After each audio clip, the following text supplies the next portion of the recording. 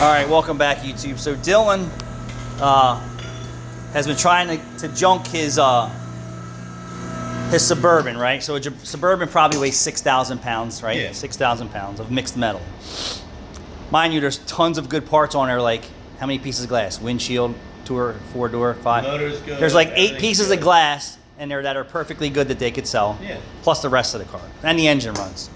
So he's calling around to get... kind of shifts.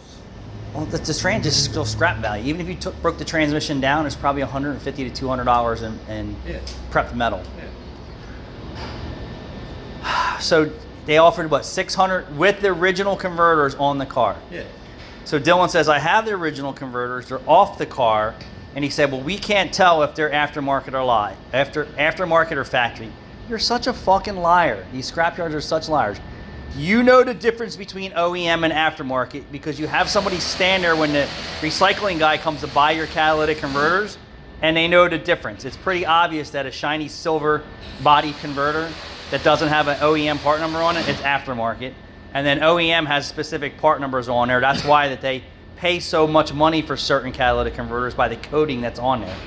So the salvage yards, scrap yards, recycling yards, and junk yards are screwing you as much as they can. So they told Dylan 300, right? Yeah. Without the catalytic converters, and 600 with the catalytic converters. Catalytic converter core value on there is probably $300 for the cats alone. Not including they can get $500 to $800 for the engine, $150 to $200 for a transmission core, $500 for the rear end on average, right? All the glass that's still good in the truck. The rear is welded, so they can have fun with that. I'm just saying, the wheels and tires all have $100 a piece. Yes. Steering box, $50, $100. Alternator, $100. Yeah. AC compressor, they'll tell you that they tested it and it's good and sell it to you for $100 and it's bad. So they're the biggest rip-offs out there. You should never. I know that people just want to get rid of their car and get it out of their hair. It's worth so much more money if you sold it on the street to somebody. Which is what I've been trying to do, but no one wants it. Well, right now nobody wants it. So that's the problem. Right now nobody may want it, and in a few months somebody may want it. I've been trying to sell it for 3 months since I parked it. It's worth more than $600.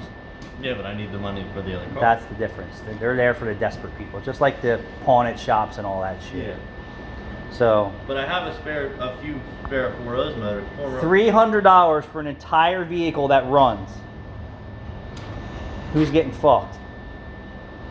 Junkyards are killing it. I have a few spare. And if the battery's good, they'll sell that for like $75 because a new battery's like $150 today. And the battery's brand new. They're the biggest scammers.